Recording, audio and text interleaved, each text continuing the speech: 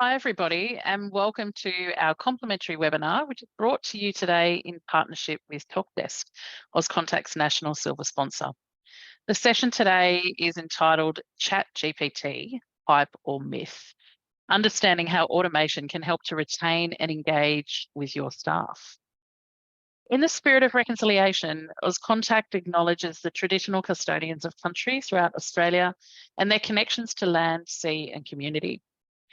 We pay our respects to their elders, past and present, and extend that respect to all Aboriginal and Torres Strait Islander peoples here today. So today's webinar will run for approximately 60 minutes. And during that time, with the help of today's guests, Ian, Todd, and Chris, we hope to spark your interest and engage you, I guess, in a conversation that we're hearing lots about, as well as provide some ideas to take back to your respective businesses. To round off the session, we will have a Q&A at the end, but we'll tell you a little bit more about that. So I'm Fran Southwood. I am the CEO of Auscontact, and I will be your moderator today. While we wait for people to join us, we'll just run through some housekeeping with you. Remember to interact with us today. The best way for you to hear more or dig deeper into areas that you're really interested in is to use the chat feature and the QA feature on Zoom. We'll actually provide you with a copy of the recording of the webinar, so you don't need to sit and take too many notes. As we work through the session, using that chat and QA button on the control panel, you can ask questions or you can make comments for any of the speakers throughout the webinar itself. If the questions are really specific to the content that's actually being displayed, that point in time, I'll jump in and get the speakers to actually address it, or we might find that it's actually more appropriate to keep it to the end. If you're anything like me, I forget questions. I'll think it's a really good one. So make sure you add it to that Q&A chat so that you don't lose it by the end of the session. We'll make sure we come back to it. If you're listening through headphones or speakers and you have any challenge with your connection, note on the control panel, there's a raise hand button, and one of the team from Auscontact will jump in and have a chat. Otherwise, you can actually revert to the original registration confirmation email, and on that, it's got all of the phone numbers and the access codes available for you. So I'm going to introduce you to our speakers today. We're lucky enough to be joined by some of, I guess, our real industry experts, deep knowledge of contact centres and CX and the broader environment. Many of you will have come across them all before, whether it's through Auscontact or through other means. We are happy to be joined by Ian Aitchison, who's the Chief Executive Officer of COPC. We've also got Todd Gorshett, who is the Chief Executive Officer of Customer Science Group. And we've got with us Chris Borg, who is the Customer Success Director from Talkdesk. So today, we'll get to hear from some of the industry's best and people who are on the ground working with organisations, they're tech experts, they're researchers, people who are living and breathing the customer experience in that contact centre environment. So we're pretty lucky. If we think about what we're all hearing out there at the moment, though, there's a lot of hype and chat around AI, ChatGPT, and what does this mean for the contact centre? You know, change service models, less people, more chatbots, enhanced customer outcomes, lower labour costs, increased tech investment, new tech investment, increased risk, maximised efficiency. And you're kind of sitting there saying, well, which statements are real, which statements are future, and which statements have you even had time and space to stop and really think about within your own contact centre environment? So whilst the hype and conversation is fantastic, we get to hear from some of that progressive and challenging, conversation from real thought leaders on the topic. The pace of change itself is exponential, and emerging use cases are happening with speed around us all the time. And members are telling me when I'm talking to them, well, this is all great, Fran, but actually there are other more immediate challenges that we're facing. So we thought, well, maybe there's a real opportunity to think about AI, ChatGPT, emerging opportunities in relation to these challenges. So to really understand, if we go back to today's session, it's really about identifying those ways that we can actually retain and engage staff through that application of new and emerging tech. So what are those challenge areas? And whilst it would be great to have the time and space to focus on all of the new and emerging technology, what are those things that are really keeping contact center leaders up at night? And can we hear some of those opportunities that can support through those challenges? So the number one challenge that members are telling me about when I'm out and talking to them is around people. So this is around traction, onboarding, engagement, retention. So we have got less people applying for contact center jobs than ever before, and our attrition is higher than it has been for at least the past 5 years. So it's a big issue. Speed to competency. So with high attrition, we need to think differently about learning cycles and how we support learning and competency within the environment. So how can we move away from thinking we need to teach people everything without actually compromising the service or the quality that we're giving to our customers? Support tools, so tech, processes, scripting, searchability, systems, leadership, particularly with the added challenge of that hybrid work environment that we're all fully immersed in now. If the tools for the job don't make it easier for our people to do the job, they just won't stay. Customer outcomes. Well, more than ever before, it's important that we get the right customer outcome first time or as close to first time as we can. We don't want customer effort increasing. We want it to be easy for customers to interact with our organisations, and getting the service and outcome right increases that likelihood of customer retention or customers meeting their obligations because it's easy and they can participate well within that system. Of course, cost is still that old chestnut. Organisations still expect financial dividends. And it comes back to how do we make sure the tools and the ability to tap into some of this emerging tech supports the right cost to serve, because that continues to remain important. So they're the challenges that we are seeing exponentially across most organisations within this industry. So how do we think differently about all of the emerging tech and what we're seeing some people, jump ahead with? How do we tap into that and actually get it to help us with what those challenges are? So it means we've got AI supporting or ChatGPT or all of those components as user cases that can actually help deal with the challenges we're facing today, but equally with the technology and the new thinking that is part of what the future is.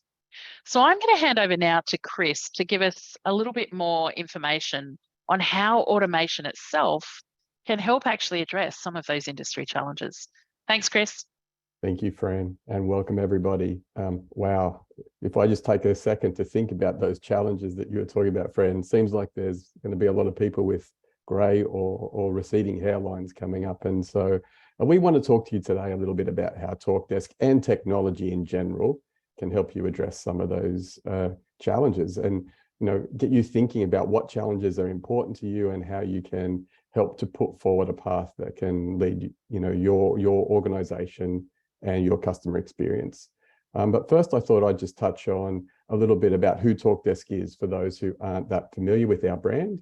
So Talkdesk is actually an organization that is solely focused on customer experience and contact center as a service.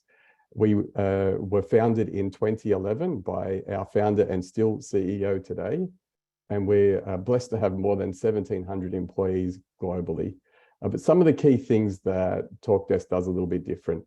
We were one of those organizations that was born on the cloud. So we haven't progressed our technology from on-prem or hybrid into a cloud. We actually started with a cloud platform, and we have only a single platform that we work on for all of our customers.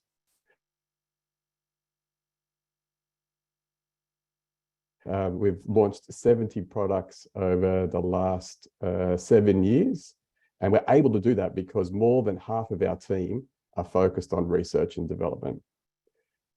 But bringing us to the topic of today, which is how do we really think about automation, AI, and how do we help achieve you to achieve, I should say, those things that are the challenges.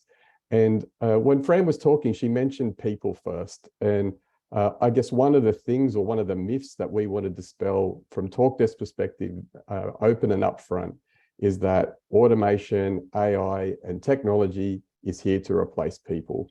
One of the biggest challenges that I hear, not only in Australia, I'm blessed to be able to go and spend time overseas as well. I'm heading off to Singapore and Malaysia again next week. But universally, whether it's our colleagues in the US or in Europe, or whether it's through the communications that I'm having right across APAC, we are struggling as a community of people to serve customers, to find enough people to be able to fulfill those roles. And again, as Fran was talking about, the attrition of those people and how we can extend their length of tenure. So we're going to talk to you a little bit today about how we can help with the onboarding process, bring people up to speed, how we can help to maximize people's potential, but in particular, how we can give them, I guess, the best agent experience as well. And we know that great customer experience is intrinsically linked to great agent experience. If you're having a good experience as an agent, you're more likely to go that extra mile for your customer. And so we're going to talk to you about how those pillars come together based on technology and AI. One of the things we talk about often is how do we help to bring agents up to speed quickly? We know that that learning curve can be really, really quite a front for people who are trying to get up to speed and to be on the tools. And that's maximized and exaggerated by the fact that people are now working from home. I really, as one person who's been in the contact center industry for more than 20 years, miss the buzz of a contact center. I used to love walking around a contact center and hearing the chirp and hearing people. And what you really miss from that in that onboarding process is the ability to listen to how other agents are interacting. As a team lead, to be able to go and give instant feedback. And we need to find alternate ways to do that. And often that's through technology. So we have developed a series of elements that are automation-based, they are AI-based, they are tools in a toolkit, as I said, not to replace individuals, but actually to help supercharge their experience. We're going to show you what that looks like from an agent's perspective in a little while. But fundamentally, we need to think about some points of reference that make people's life easier. You'll hear terms like single pane of glass. How do we integrate into systems of record? How do we present agents with the information that is relevant to them as they're trying to deal with that interaction? Because fundamentally, we feel that the role of the contact center is essentially the same as it has been for an extended period of time, but the challenges we've heard about and the desire to maintain and accelerate customer experience with all of those considerations about less people, reducing costs, how do we come together to make that happen? And so we really do believe it's integration, automation, and AI that's going to help us through that process. As we move to the next slide, what we need to do is recognize how we can empower those top performers. How do we take the tasks that are there, that are maybe the repeatable tasks, and deliver them to a self-service channel, ensure that we've got the right tools available to the agent at the right time to be able to give answers?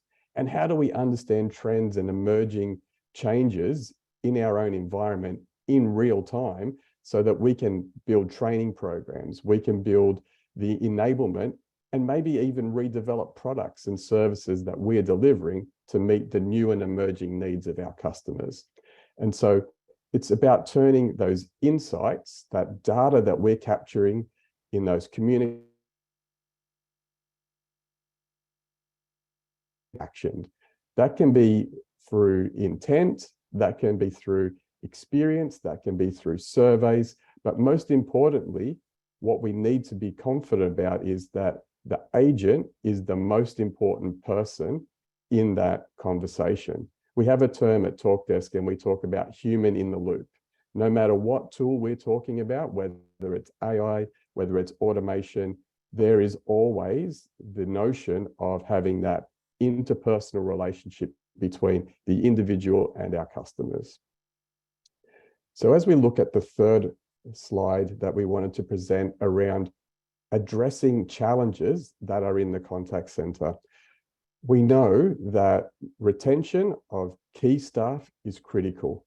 And when I get to speak with industry leaders and people, pillars of the community, I hear from them that they want to build career paths for their team members. They want to build a future. So it's not just the notion of how do we take an agent and extend their life by X weeks, months, years. It's about how do we help to keep that knowledge, that domain expertise inside of our organizations longer. And there's ways that we can manifest that through the process of either learning, but also important new roles that are emerging inside of the contact center.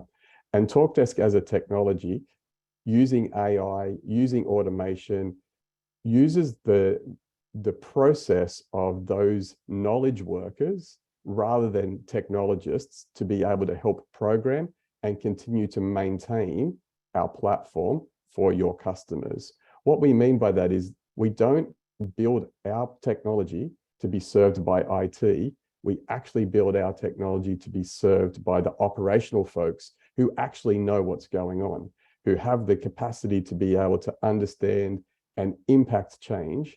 And it's this whole approach, those three pillars that we talk about, that if I refer back to what Fran was talking about, gives us the level of competence, gives us the tools to support that ultimately drives customer outcomes and customer experience. So what we wanted to showcase for you next is a little example about how ChatGPT and technology can support an agent in their day-to-day job. Hi, Andrew. Thank you for calling Talkdesk Telco. Please wait while we transfer your call to a support team member.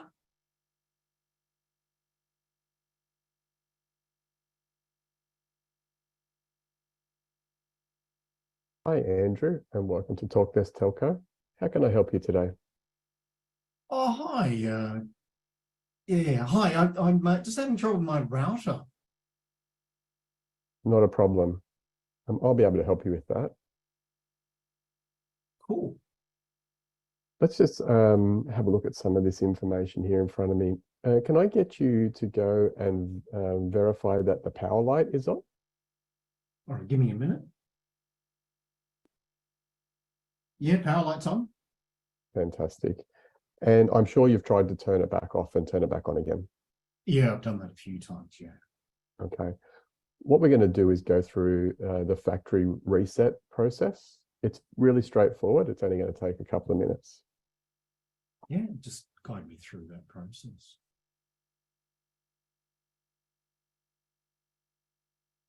And that should be marked with reset. If I can just get you to press that, please.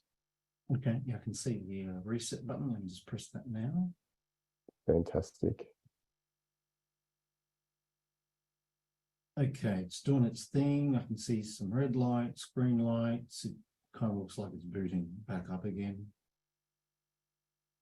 Fantastic. So once it comes back online, you may need to log in. It'll just have the default username and password of admin and password, but you might not need to go down that path. So let's just see if you can connect to the internet. Looks like it's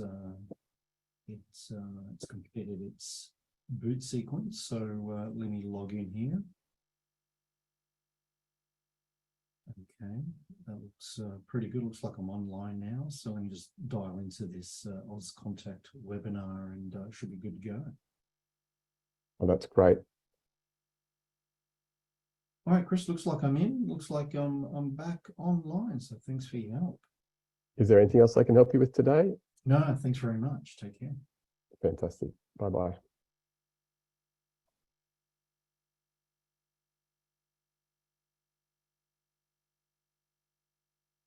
So just as we're finishing up, you'll see that there's a large transcript of that call, but we're using AI here to assist the agent to be able to summarize that call, process notes, and then still give the agent the opportunity to be able to manipulate that.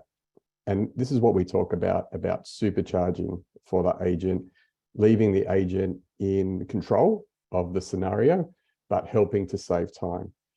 That is the first of our products that we've brought to market that's using the same underlying technology as ChatGPT.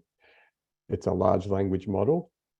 But what you've seen there is the ability for us to be able to save time. So notionally, across the customers that have picked up that component of our platform in the last 3 months, they're seeing an average handle time reduction of 19% just by using that.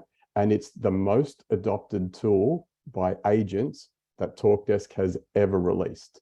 By that, I mean, there is really no pushback from agents. They see nothing but value in this. They press the button, they can overwrite. And what we really do feel is that these are the tools that agents want. Back to Fran's point as well about giving the agents the tools that can help them. I'm just going to touch on a couple of things because myth, or when I hear myth, I think about Mythbusters. And so I just want to go and give you a little bit of information about, in particular in the contact center context, what we think about when we hear AI. Because AI is not those sci-fi movies. It's actually just some pretty smart technology around how we can either interpret or process language. We saw that through the speech to text in that side panel.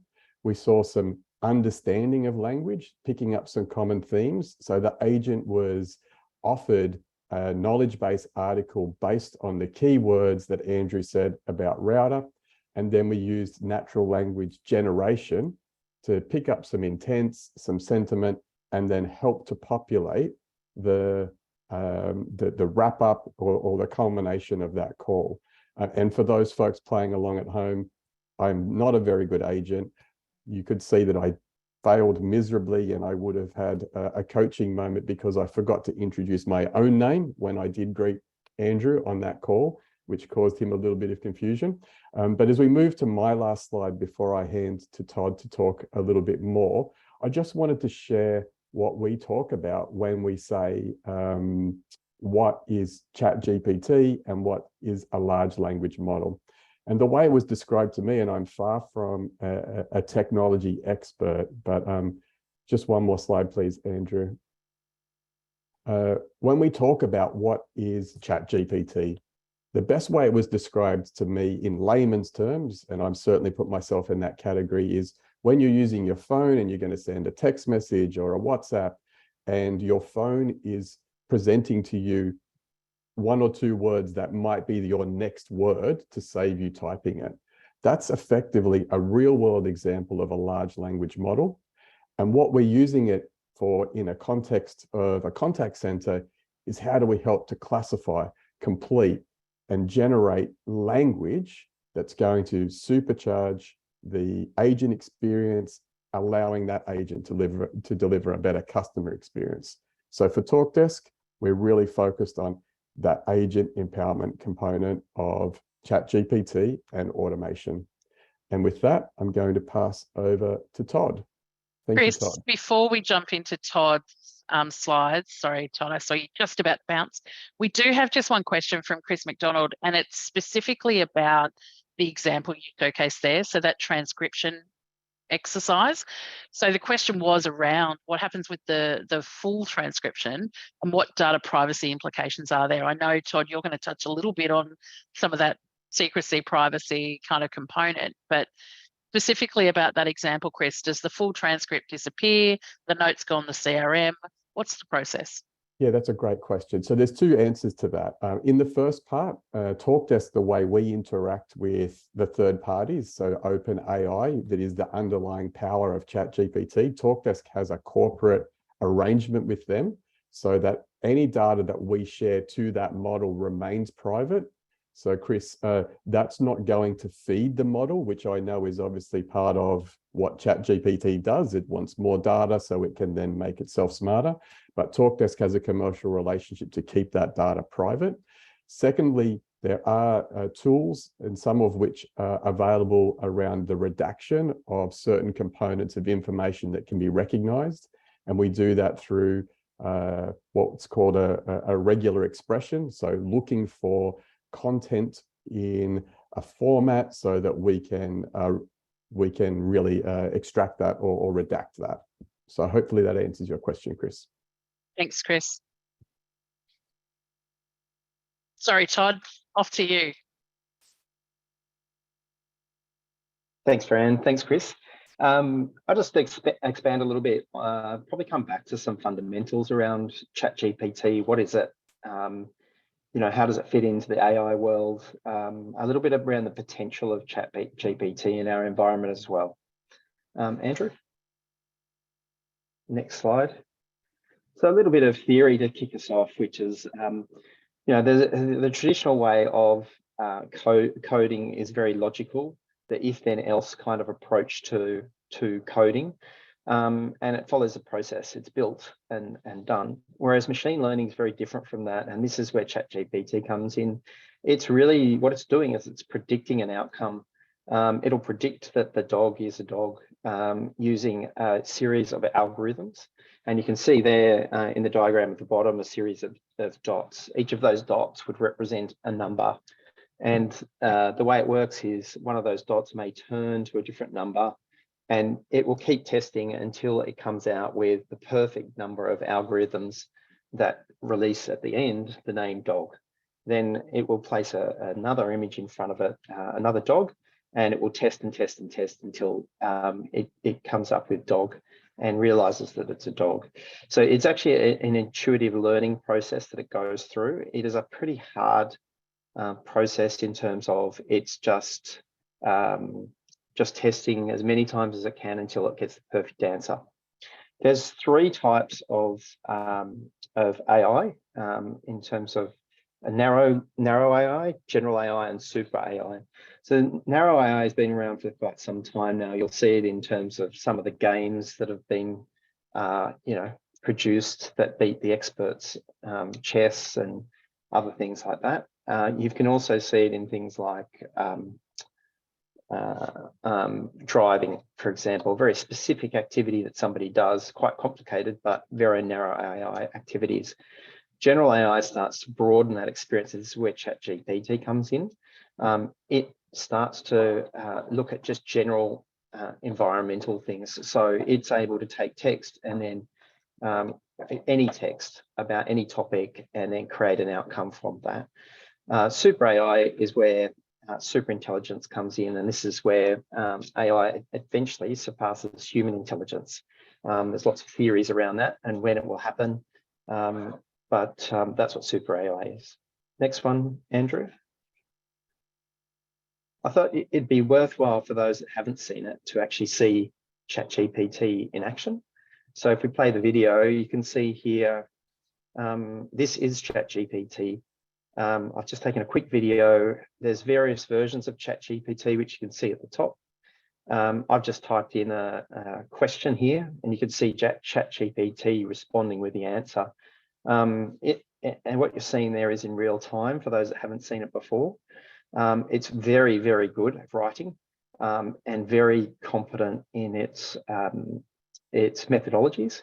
You can, because it's in a chat environment, you can then add to it. So you can see here, I've added Auscontact membership scaling up for the fourth point in my brief around the top trends in CX, and it'll then go ahead and add that content. So it's quite clever at doing things like that. You can use it to then change the way it's written. You can use it to not just create, but curate and improve the content that's being produced. You can also then turn it into something quite different, like I think it'll go on to show a message to your manager around how and put calls to action in on how you may want to deploy these solutions in your own environment. Where ChatGPT has gone is it's also added things to it. So you've got APIs, for example, to ChatGPT, which is exactly what Chris was sharing with us before, where technologies like Talkdesk are able to integrate ChatGPT into their solutions. They've also got add-ins that are now available for ChatGPT. So it will connect to your favorite online app and actually execute things. For example, can create you a shopping list and then go and purchase that shopping list, or create other things from that plugin. And it also can code, so it's able to code and write code and change code, critique code, improve code. That's that one, Andrew. Hopefully you can get to the next one. So ChatGPT is not alone in the AI world. Here's just a few examples of where it's happening at the moment. You've got text, image, and video. That's a generated image from an AI-produced tool. You've got deep fakes now, which can literally put a face of somebody else on somebody in real time, and can even change their voice to the voice of another person. In real time, you can add ChatGPT now to avatars in games, so you can have a virtual experience with somebody, and this is happening now in conversations around customer service as well. So you could be talking to a virtual avatar, and it would be going and doing that customer service activity that your normal customer service person may be doing. And productivity tools and Talkdesk has shown a very good example of that. It is also being embedded in something called Copilot, which is part of the Microsoft suite. So you will see ChatGPT coming into applications or like Excel, PowerPoint, Word, and literally be able to analyze a chunk of data out of Excel, create graphs for you, tell you the future trends, etc., or create PowerPoint slide deck. Just like I started to do before in ChatGPT, you could ask it a question and then create a slide deck from that immediately. Bringing it together, you are able to bring avatars to talk to other avatars or other machines. So machine-to-machine activity will happen more and more. And Gartner's made a lot of predictions around the future of service being machine-driven. Next one, Andrew. I bring this into a case study that I saw the other day that I thought was quite interesting in the health insurance space. And Chris has largely covered a lot of this as well. But if you can imagine this lady on the screen here, the elderly lady, she needs to go and get a set of glasses. She rings her health insurer to understand whether she can afford to do that, and what kind of benefits she might get. She would call through. The technology would recognize who she was, also what she's likely to be calling about, present to the agent that information, and surface it up in a relevant, coherent way, only with the information that's required, not the complete knowledge article that you would typically see.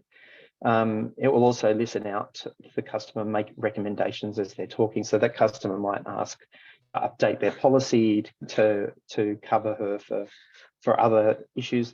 It could even be listening to that phone call and hear in the background the children coughing or sounding like they're sick. It would do things like then recommend to the agent that person is covered for a trip to the doctor to go and look after that person who's coughing in the background.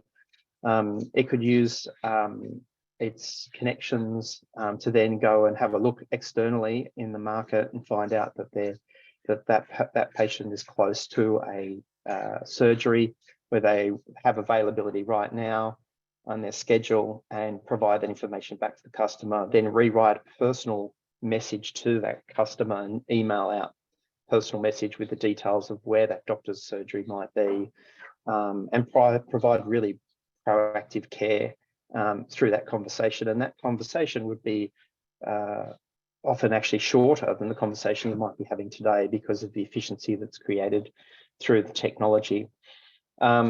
And then it would take the notes, as you've seen, it'll take tasks. It'll actually start executing some things in the background. So if they had to update the policy with a click of a button, it would then go and connect in with some of the automation features like robotic process automation and others to then go ahead and execute some of the tasks that were required for that customer.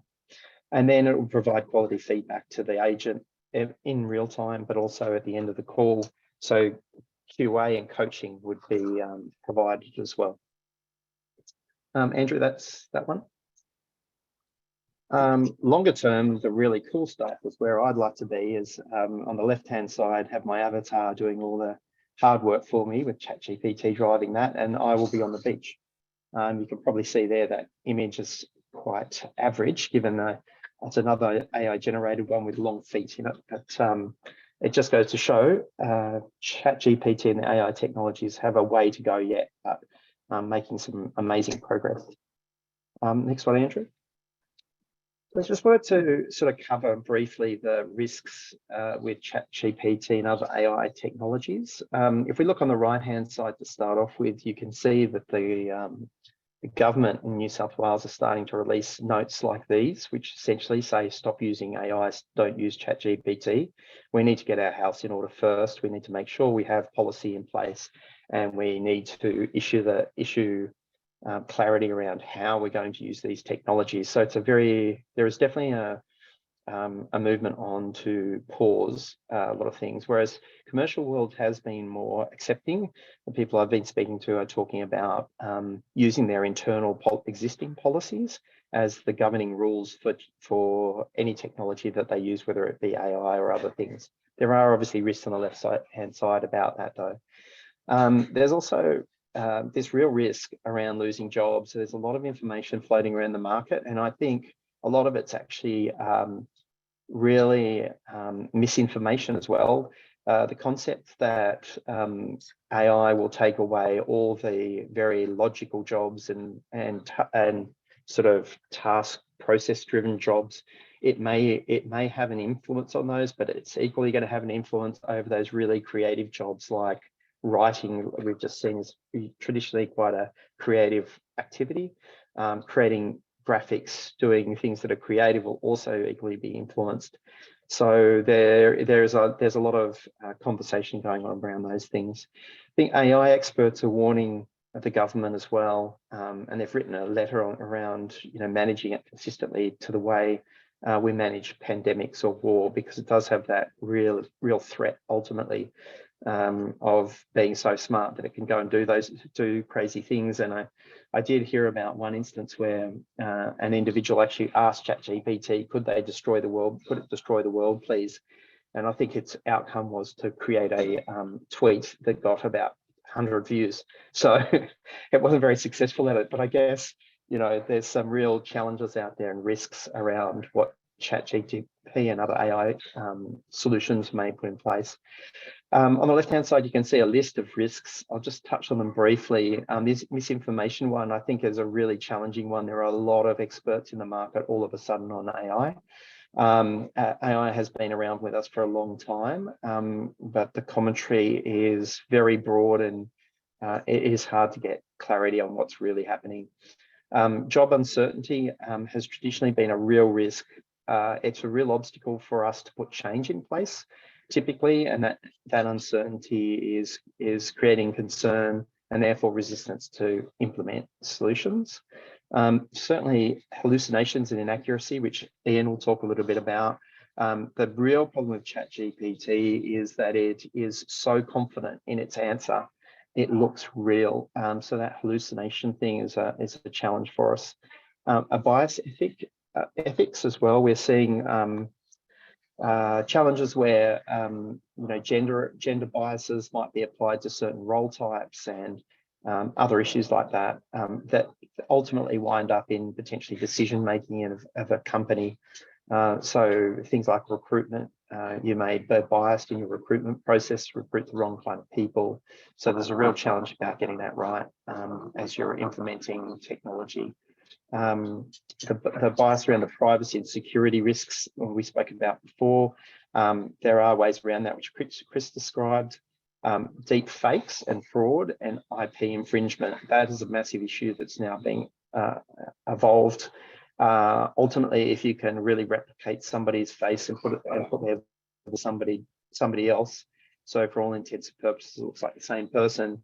How do you protect yourself against those fakes or information that's coming to you is a challenge we're all trying to grapple with. And how do you present your information in a way that's branded and policy compliant to your organization? ChatGPT is very good at creating its own thing. So how do you manage that? Governance. How do you govern ChatGPT and AI processes in your business? The big challenge with technology as a whole is that it often scales out for you. So if you had 100 staff in a call center and you reduced your headcount down to 50 and the technology fails, you've got 50 people's worth of workload that you now instantly have a problem to manage and deal with. Already there's skills shortages around AI capabilities in places like India, doubling their salary around this area. And the last one, I think, is it's the one to put in there for everybody, but the seriousness of it is being taken around. It could take over the world, and how do we protect ourselves from that? That's it from me, Andrew.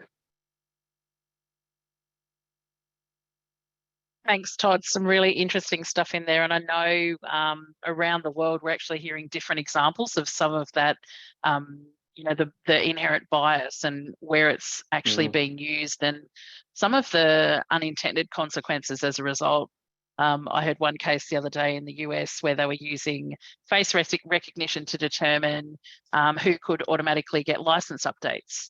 And the impact of people's faces that were determined as not trustworthy meant the requirements in their contact center actually doubled overnight. So there's some interesting early cases of, kind of where we think we've got it right, but maybe that unintended bias, which is what they're sort of looking at the profiling that's kind of behind it. But anyway, we can talk about that stuff all day. We're very lucky to have Ian, who's going to give us a little bit of his insights on what he's seeing and hearing in relation to that efficiency and accuracy and kind of some of the reality on the other side of it of what's the data telling us that's happening. So Ian, I'll hand over to you. Okay, thank you. I suppose that a couple of things that I want to talk about is AI being used for chatbots, but I also thought I'd really briefly touch on AI being used for sentiment analysis, something that Chris brought up earlier.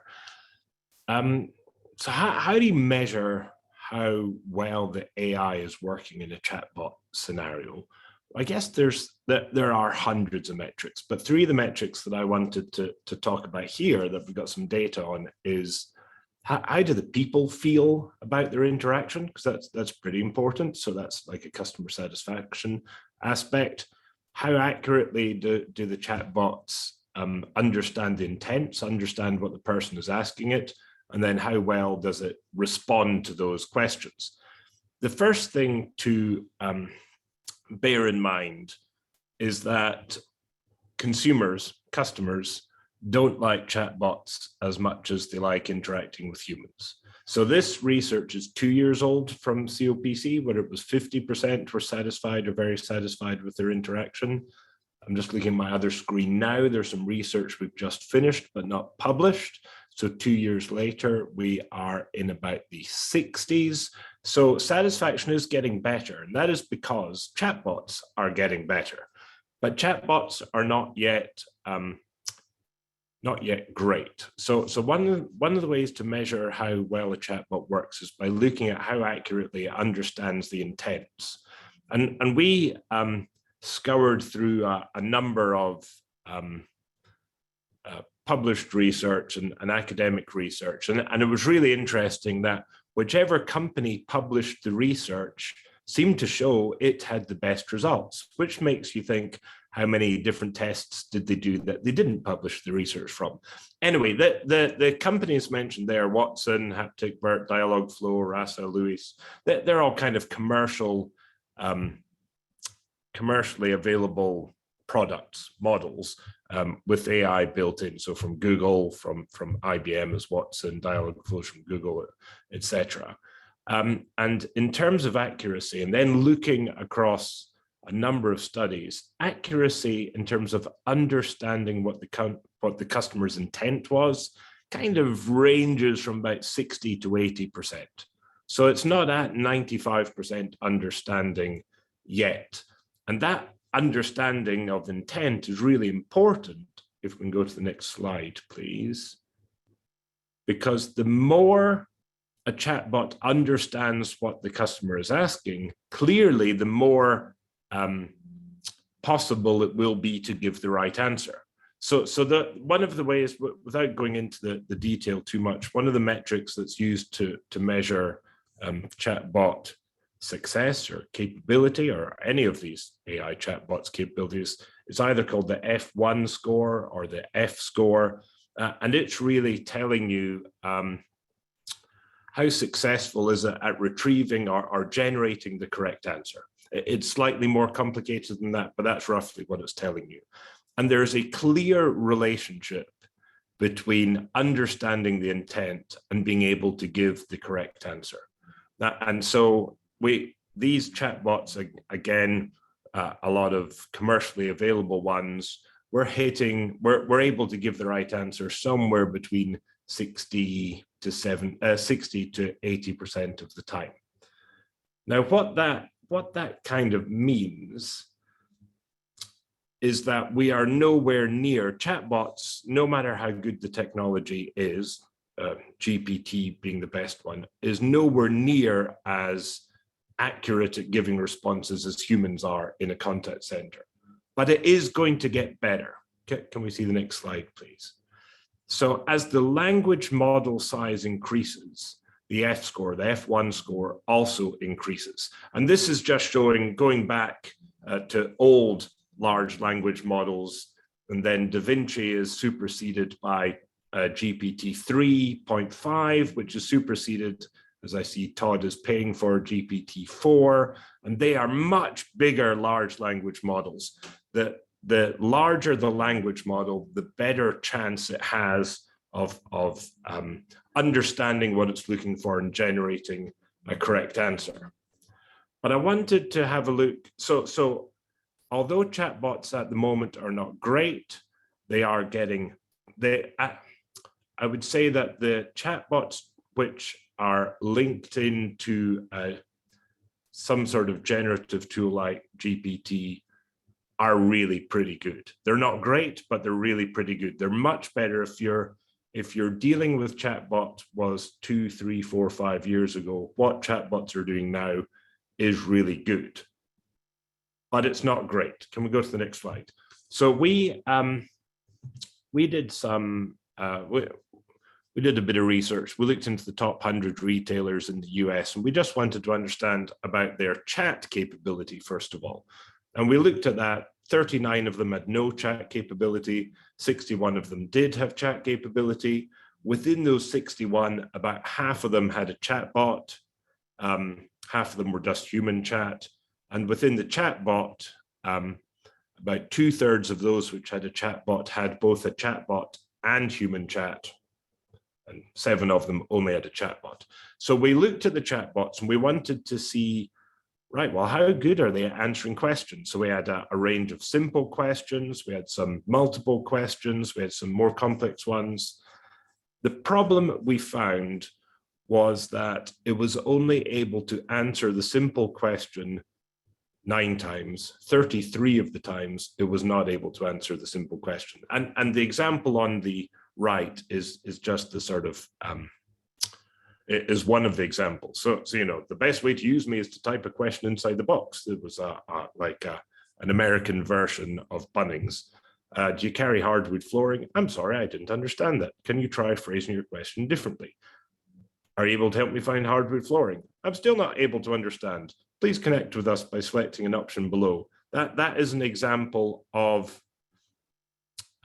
it didn't understand the intent, but it actually gave the correct answer for not understanding the intent. The correct answer is put it to a person, put it to an associate. An example of not giving the right answer would be the sort of hallucination that Todd was saying, where it would go into its information, it would generate what it thinks is the correct answer. It would spit out, yes, you can find it in aisle B at the local store, even if that was not true. And the problem with GPT is it can generate answers like that sometimes. Next slide, please. Well, I just wanted to show one other thing which from our research, this is the type of thing that's still frustrating customers about chatbots. So when the chatbot says, what can I help you with? And you start asking questions, and it generates an answer, but it's not really an answer that the customer is looking for. You can check the availability of the products and its available size on their website. Well, that doesn't answer my question. And then it just says, I'm sorry if I misunderstood you. I'm merely a chatbot. Someone thought that would appease the customer by showing empathy. Well, it doesn't. It just pisses them off. We're better to design chatbots that actually answer the customer's questions. So AI is getting better. The chatbots, certainly generative chatbots driven by OpenAI or similar tools, really are getting much, much better, but they're not yet great. Now, the final thing that I wanted to show, because this is certainly something that AI has been used for over the last couple of years, and people seem to think, oh, you know, we don't need to do QA anymore. We could analyze the sentiment. We know we don't need to measure customer satisfaction. We can do sentiment analysis.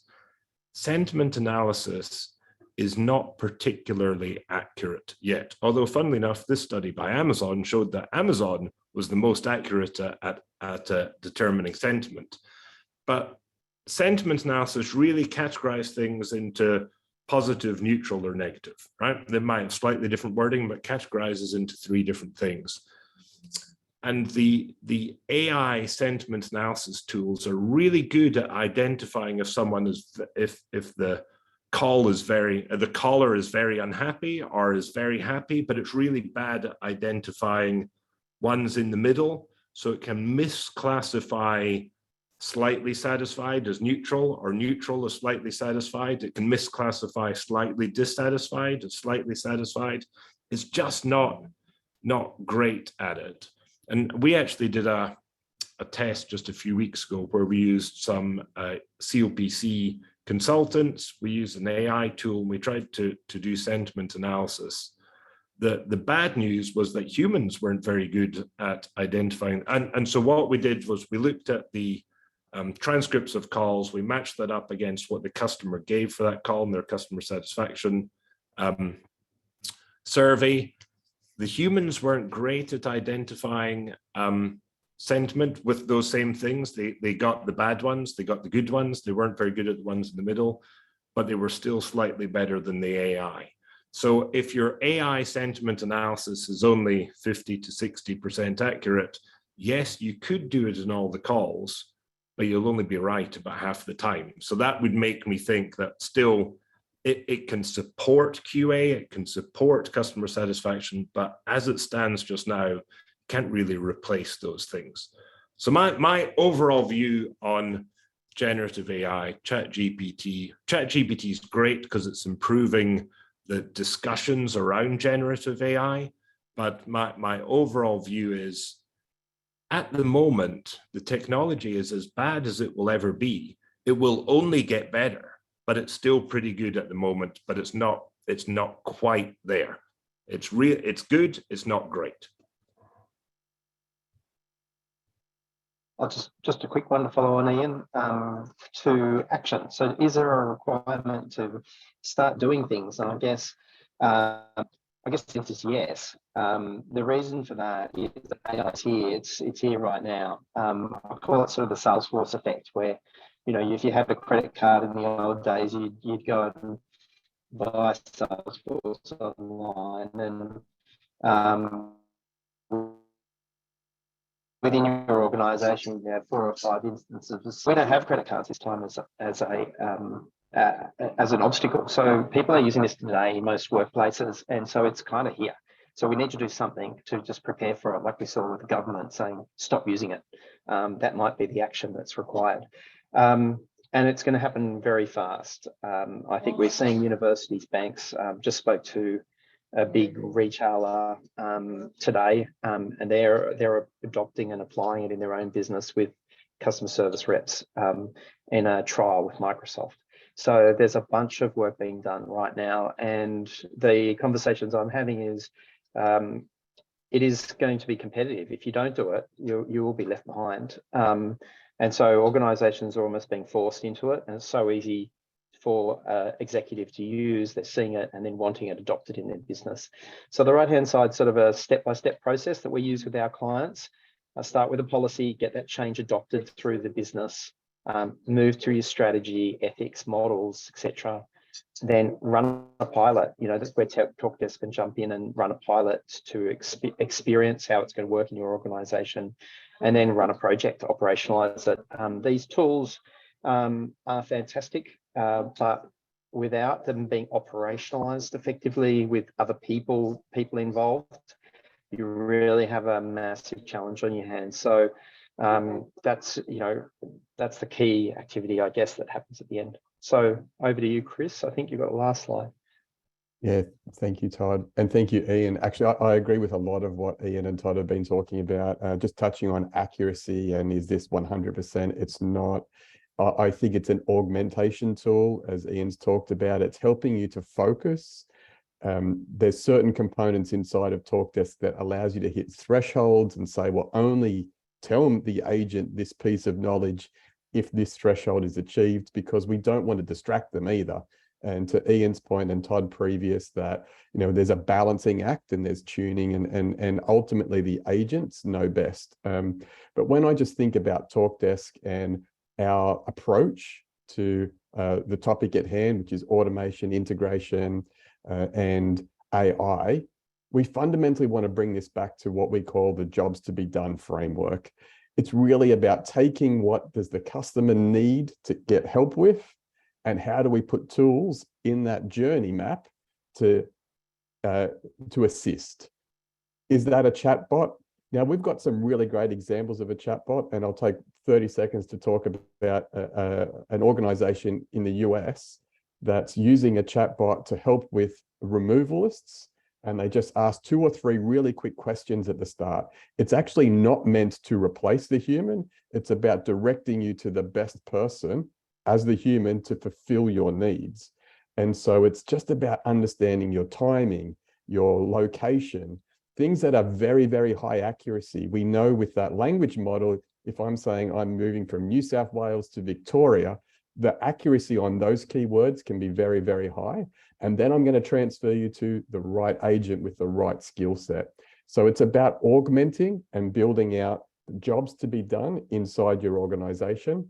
And we would love to have the chance to work with you, to talk to you with Todd and the team, to be able to showcase what is available and how you could implement these into your use cases. So I'm conscious of time. We might see if there's any questions. I think there is one around average handle time, FTE, and chatbots. Yeah, and Todd, I think it's probably in line with some of the commentary you had in relation to reduction and things like that. I know a lot of our members are saying it's actually to focus on creating space to deal with what is actually in front of them as opposed to reductions. But the call out there is a really good one in relation to BCP. And I think you said it earlier, if you get rid of all your people and suddenly you need them, you're in all sorts of strife. So the comment there around how have clients protected against those sort of outages or issues that actually impact service levels. Are you seeing a lot of change to BCP planning? Are you seeing a different set of conversations about how to actually manage if things don't work out as they are planned for? There's good spike plans in place for most organisations that deal with that, and they are part of the BCP plans. But it is a growing issue, and I'm not sure anybody really solved it. We have one particular organisation the other day went under. They're looking after a whole bunch of RPA capability. One of them was scheduling nurses, and in that environment, with that the scheduling of nurses stopped. They couldn't put people into rosters. The company who was previously servicing them were under, so they had to go and look elsewhere to solve that problem. So this is a real issue. I'm not sure that everybody's got a real answer, But again, I think it's built into Spike Plan, number one, and then number two, you build it into, and actually what's happening is people are basically winding up with two technology sets. So in the RPA world, it'd be Blue Prism and UiPath, for example. Thanks, Todd. Look, I'm mindful of time. What a fantastic session. I think you can have another one and explore a whole lot of, other, whether it's rabbit holes or pathways or whatever, however we want to describe them. But certainly for me, the conversation doesn't stop here. So thank you to our experts. As always, it's fantastic to have the right people that are actually hearing and working with customers in real time, that are actually supporting the industry more broadly and helping us learn more about what is possible and where they can go and talk to for support when they're actually thinking about their own environments. And even if it's about getting data ready or more ready, if their organisation is not yet in a position to take that leap, what does that look like? How do they think differently about structure and structured information so that, they're a little bit closer again. And I know there's some great tips and tricks that not tricks, but great tips and insights that you shared today. Thank you all. Thanks, Chris. Thanks, Ian. Thanks, Todd. We will send the recording to everybody and watch this space, because I am pretty confident we'll have another one of these sessions in the not too distant future. Thanks, everybody. Enjoy the rest of your day.